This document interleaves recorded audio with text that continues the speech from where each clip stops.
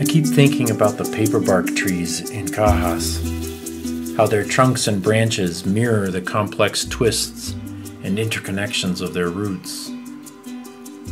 Our guide said no other trees grow natively above 10,000 feet. What must it be like in these groves at night? No light anywhere, the cold mountain air, only the sounds of the wind or rain on the leaves.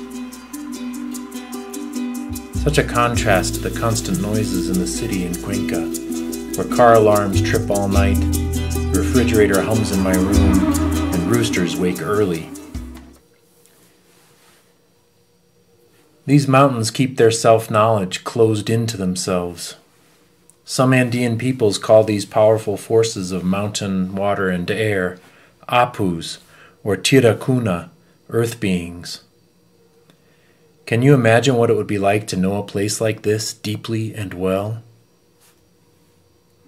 Our voices echo from the stones and mix with the singing streams, as if we are trying to fill a huge void with our human laughter to set aside feelings of uneasiness at the immensity of space and time in these mountains.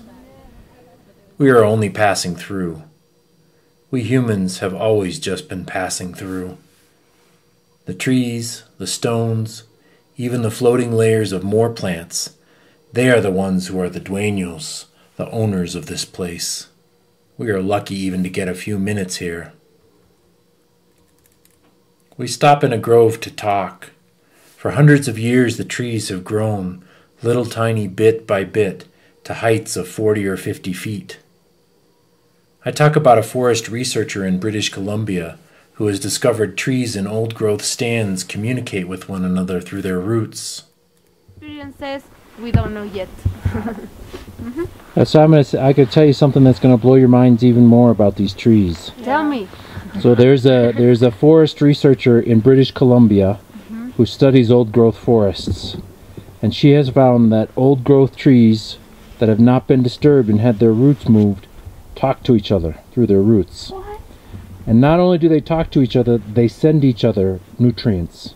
That's so cool. So through the roots.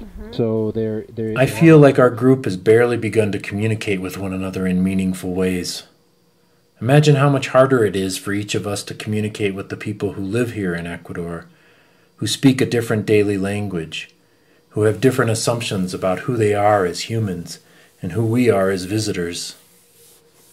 We are lucky to get to travel. The word privileged comes to mind. The privilege of coming from a wealthy country and experiencing life in a different rhythm and language and place. What are our responsibilities with this privilege? How do we thank the people, honor the trees and the earth beings for their patience with our stumbling efforts to know them? How do we carry that knowing into our lives? How can we contribute to a more connected world?